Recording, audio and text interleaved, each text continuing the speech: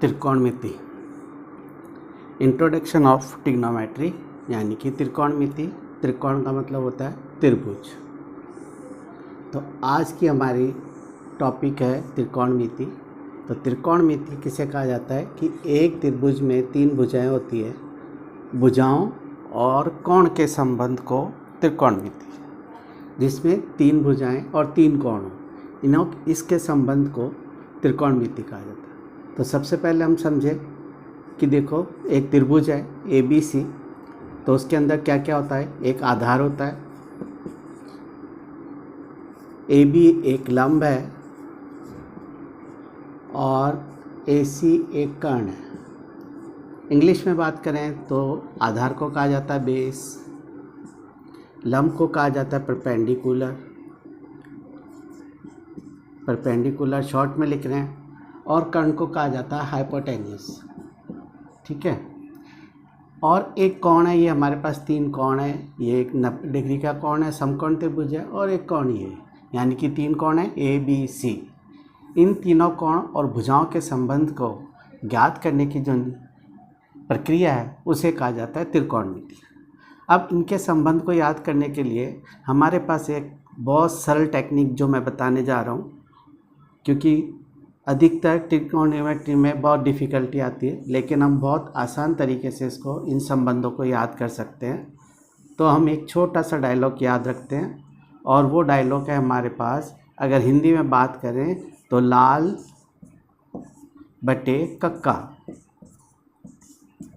तो देखो L4 है हमारे पास लंब, K4 कर्ण और A4 आधार।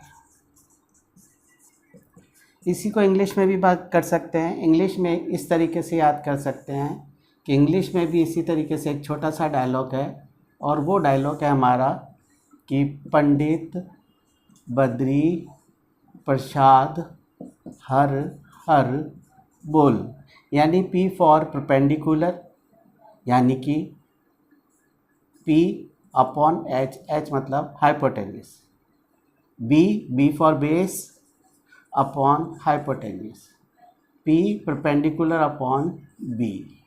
तो इस तरीके से दो डायलॉग हैं, और इन्हीं डायलॉग के आधार पर हम अपनी त्रिकोणमिति के संबंधों को याद रख सकते हैं। ये एक बहुत ही छोटा सा डायलॉग है, एक अच्छी टेक्निक जो हम आपको बता रहे हैं कि किस तरीके से आप त्रिकोणमिति के संबंध को याद रख सकते हैं। तो इसी आधार को लेकर हम ट्रिग्नोमेट्री के सारे फॉर्मूलों को बताने जा रहे हैं। तो इन्हीं सूत्र के आधार पर देखें कि पहले सीधा चले L अपॉन K, यानी कि लंब बटे कर्ण, यानी कि परपेंडिकुलर अपॉन हाइपोटेन्यूस, ये कहलाता हमारा साइन थीटा। इसी तरीके से आधार बटे कर्ण, यानी कि बेस अपॉन हाइपोटेन्यूस, वो कहलाता है हमारा कॉस थीटा। और L अपॉन K, यानी कि लंब बटे आधार, और इंग्लिश में बात करें तो परपेंडिकुलर अपॉन बेस, ये कहलाता है हमारा टेन थीटा। ठीक है। अब थीटा क्या है, तो थीटा एक जो है अधिकतर एक नंबर और आधे नंबर का सवाल पूछा जाता है, और वो पूछा जाता है कि थीटा क्या है। तो थीटा हमेशा क्या है, थीटा को कहा जाता है अननोन एंगल, यानी कि अज्ञात कोण। कभी भी ये नहीं लिखा जाएगा कि कोण, लेकिन अज्ञात कोण जिसे हमें पता करना है। तो थीटा का जब भी आपसे पूछा जाए क्वेश्चन, एक इम्पॉर्टेंट क्वेश्चन पूछा जाता है, एक नंबर का क्वेश्चन आता है, और वो पूछा जाता है कि थीटा क्या है। तो थीटा जब भी आपसे पूछा जाए तो क्या है, अज्ञात कोण है जिसे थीटा कहा जाता है। अब देखिए पहले हमारे संबंध है लंब बटे कर्ण साइन थीटा, आधार बटे कर्ण कॉस थीटा, लंब बटे आधार टेन थीटा। अब इसका एक और संबंध है ये, अब इसी को उल्टा रूप से चलें तो यानी कि उल्टा चलें, K अपॉन L कर्ण बटे लंब बराबर कॉसेक थीटा।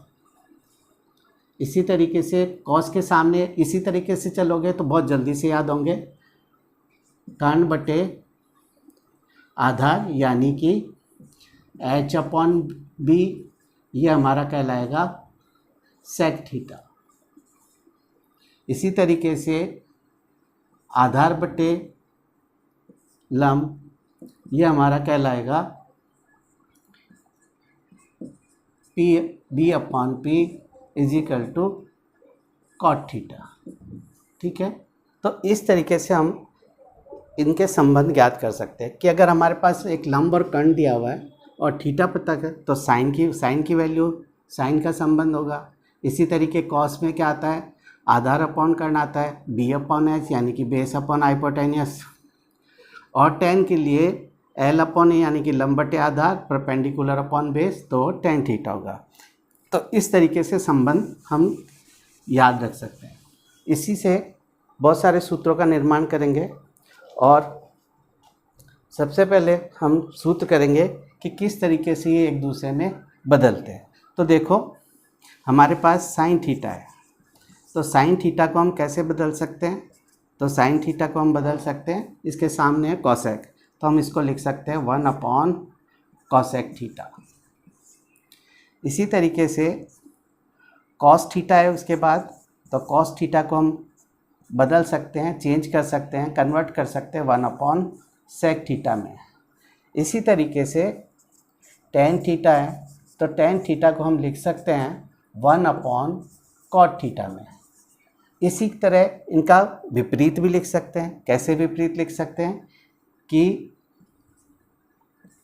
कॉसेक थीटा अगर हमारे पास है तो हम उसको लिख सकते हैं 1 अपॉन साइन थीटा में। इसी तरीके से अगर हमारे पास सेक थीटा है तो हम उसको लिख सकते हैं 1 अपॉन कॉस थीटा में। इसी तरीके से अगर हमारे पास कॉट थीटा है तो कॉट थीटा को हम लिख सकते हैं 1 अपॉन टेन थीटा में बदला जा सकता है। तो इस तरीके से हमारे पास कुछ सूत्र हैं, कुछ आइडेंटिटीज़ है जिनका हमें यूज़ इन प्रॉब्लम्स को सॉल्व करने में करना पड़ेगा। टेन थीटा को हम और भी परिवर्तित कर सकते हैं, तो टेन थीटा को और भी लिखा जा सकता है, वो लिखा जा सकता है sine theta upon cos theta. इसी तरीके से कॉट थीटा को इसके विपरीत लिखा जा सकता है, अपोजिट लिखा जा सकता है, वो लिखा जा सकता है cos theta upon sine theta. ठीक है, तो इस तरीके से हम परिवर्तित कर सकते हैं। कुछ और सूत्र हैं जिन्हें हमें याद रखना पड़ेगा और उसी आधार पर हम हमारे प्रॉब्लम्स को सॉल्व करेंगे, सवालों को सॉल्व करेंगे। कुछ मान निकाल सकते हैं, क्या निकाल सकते हैं कि साइन थीटा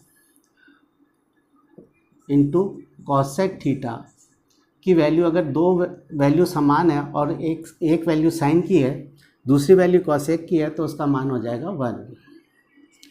इसी तरीके से हम लिख सकते हैं कॉस थीटा सेक थीटा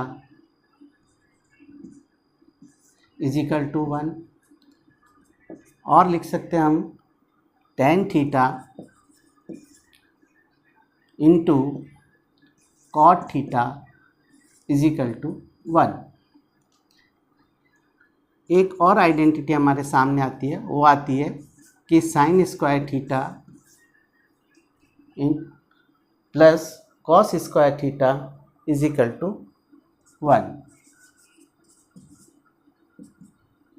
यानी कि अगर साइन की वैल्यू थीटा की वैल्यू सेम है और कॉस थीटा की वैल्यू भी सेम है और इन दोनों की वैल्यू सेम है थीटा की, तो हमेशा उसका मान 1 होगा। एग्ज़ाम में इस सूत्र पर, इस आइडेंटिटी पर हमेशा क्वेश्चन पूछा जाता है। न्यू टाइप क्वेश्चन है, एमसीक्यू क्वेश्चन है, उसे सॉल्व करने की ज़रूरत नहीं है। इस फॉर्मूले पे हम आगे भी प्रॉब्लम सॉल्व करके देखेंगे, तो उसका मान सीधा सा वैल्यू इसकी 1 हो जाती है। उसको सॉल्व करने की जरूरत नहीं थी, ये देखना पड़ेगा स्क्वायर में प्लस में और दोनों थीटा की वैल्यू सेम है, तो उसका मान हो जाएगा 1।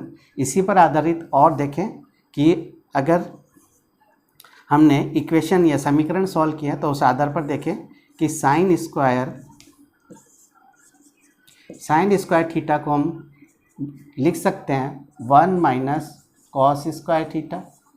इसी तरीके से कॉस स्क्वायर थीटा को हम लिख सकते हैं 1 माइनस साइन स्क्वायर थीटा। तो एक आइडेंटिटी अगर हम याद रखते हैं तो उस आधार पर दो आइडेंटिटी हमें बना सकते हैं। सिर्फ एक एलिमेंट को ट्रांसफ़र करना है, जब भी कोई एलिमेंट इक्वल उधर जाता है इक्वल्स टू के बराबर के, तो वो हमेशा साइन चेंज हो जाते हैं। तो इस तरीके से साइन स्क्वायर को हम इसमें लिख सकते हैं और कॉस स्क्वायर को इस वैल्यू में बदल सकते हैं। इसी तरीके से एक और आइडेंटिटी हमारे पास आती है और वो आइडेंटिटी आती है cosec square theta is equal to 1 plus cot square theta. यानी कि अगर हमारे पास एक वैल्यू कॉसेक स्क्वायर की वैल्यू है और उस कॉसेक स्क्वायर की वैल्यू को हम चेंज कर सकते हैं 1 प्लस कॉट स्क्वायर में, और अगर कोई फॉर्म इस फॉर्म में है तो हम उसको इस फॉर्म में लिख सकते हैं। इसी आधार पर हम और लिख सकते हैं, हम ये लिख सकते हैं कि कॉट स्क्वायर थीटा को हम लिख सकते हैं कॉसेक स्क्वायर थीटा माइनस 1। इसी तरीके से 1 की वैल्यू भी निकाल सकते हैं, तो 1 इज इक्वल टू हमारे पास हो सकता है cosec square theta minus cot square theta. तो इस तरीके से ये आइडेंटिटी हमें प्राप्त हो जाती है कि एक आइडेंटिटी याद रखो और दो आइडेंटिटी में एक एक एलिमेंट को हम अगर चेंज करते जाएं तो हमारे पास वैल्यू चली आएगी। तो एक और हमारे पास आइडेंटिटी है या फॉर्मूला है, और वो फॉर्मूला है हमारा, वो है sec square theta plus minus tan square theta is equal to 1। अब हम इसको और भी चेंज कर सकते हैं। ये आइडेंटिटी हमारे पास एक है और अब हम इसी आइडेंटिटी से और सूत्र बना सकते हैं, और वो सूत्र है sec square theta is equal to 1। ये इधर जाएगा तो प्लस का हो जाएगा टेन स्क्वायर थीटा। इसी तरीके से इन दोनों की वैल्यू हो गई, टेन स्क्वायर की वैल्यू भी हम निकाल सकते हैं। तो sec square theta is equal to हो गया 1 प्लस टेन स्क्वायर थीटा, और tan square theta is equal to हो जाएगा tan square theta is equal to हो जाएगा सेक स्क्वायर थीटा माइनस 1। तो इस तरीके से हमारी आइडेंटिटी है जो हम याद रख सकते हैं, और ये एक इस पर आधारित सारी आपकी ट्रिग्नोमेट्रिक के सवाल आएंगे, क्वेश्चंस प्रॉब्लम्स जो आएंगे वो इन्हीं फार्मूला पर आधारित होगी, इसलिए इन को याद रखना है। एक और आइडेंटिटी हमारे पास है जो एक सवाल एक क्वेश्चन आपसे पूछा जा सकता है, और वो ये हो सकता है कि साइन थीटा को हम बदल सकते हैं। अगर हमारे पास वैल्यू कॉस की है तो उसको साइन में कैसे चेंज करेंगे, तो वो हो जाएगा हमारे पास √1 माइनस कॉस स्क्वायर थीटा, यानी कि साइन को हम इसमें चेंज कर सकते हैं और ये वैल्यू है तो इसको साइन में लिख सकते हैं। इसी तरीके से कॉस थीटा को हम लिख सकते हैं, √1 माइनस साइन स्क्वायर थीटा। तो ये चेंजेज हैं, इस तरीके से हम मान वैल्यू को चेंज कर सकते हैं। अब हम आपको सिखाते हैं त्रिकोणमिति में कोणों को मान को बहुत इजी तरीके से याद रखने की टेक्निक सिखाते हैं, और वो टेक्निक है कि एक क्वेश्चन एग्ज़ाम में इस टेबल पर आधारित आता है जो 3 नंबर का सवाल हो सकता है। 3 नंबर का भी हो सकता है, 2 नंबर का भी कभी कभी सवाल आता है, और जिसे कहा जाता है त्रिकोणमितीय अनुपात या ट्रिग्नोमेट्रिक रेशियोज़। तो यहाँ पर हम बात करते हैं कि कोण लिख लेते हैं और नीचे आपका त्रिकोणमितीय अनुपात लिखते हैं। तो एक टेबल बनाते हैं, उसको बहुत आसान तरीके से हम आपको याद रखना सिखा रहे हैं।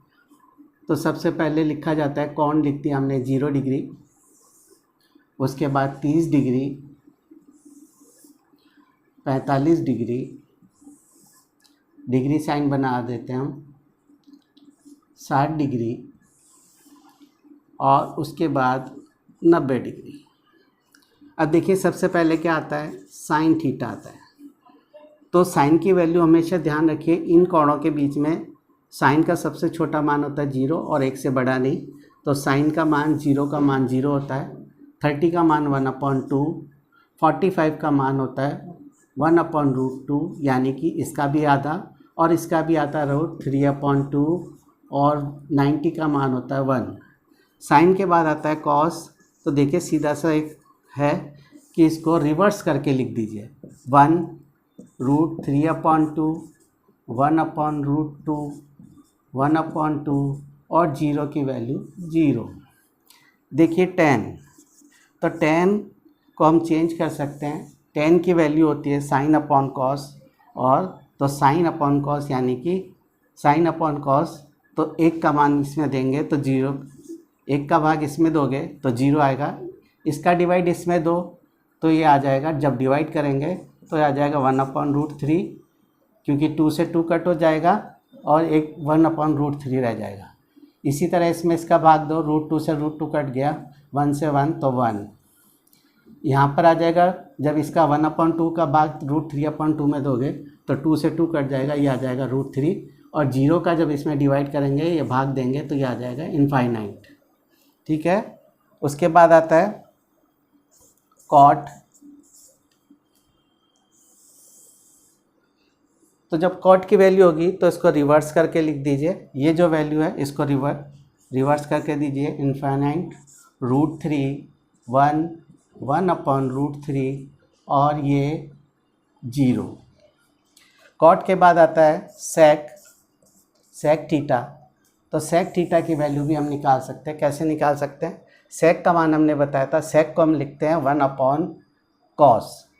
तो जो कॉस की वैल्यू है उनको रिवर्स करके लिख दीजिए, तो 1/cos तो 1, इसको उल्टा करके लिखेंगे √2/√3, इसको लिखेंगे तो √2, उल्टा कर दीजिए इनको और ये हो जाएगा 2, और जब 0 को उल्टा करेंगे तो आएगा इनफाइनाइट। ठीक है। सेक के बाद अंतिम हमारा आता है कॉसेक थीटा।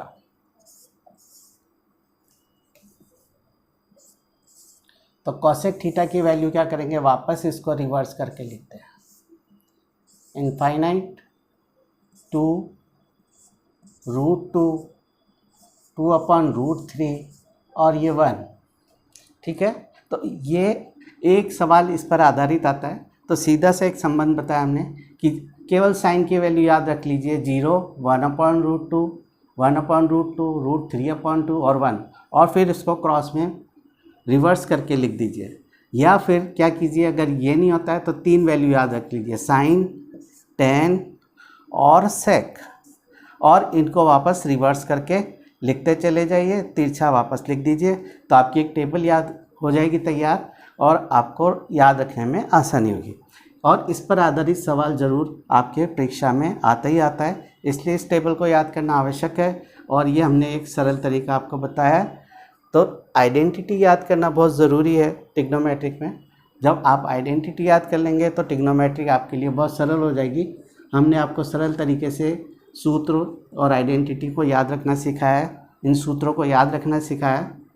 तो इस आधार पर अपने सूत्रों को याद कीजिए, हमारे चैनल को लाइक कीजिए, सब्सक्राइब कीजिए और कमेंट्स कीजिए कि कैसा लगा।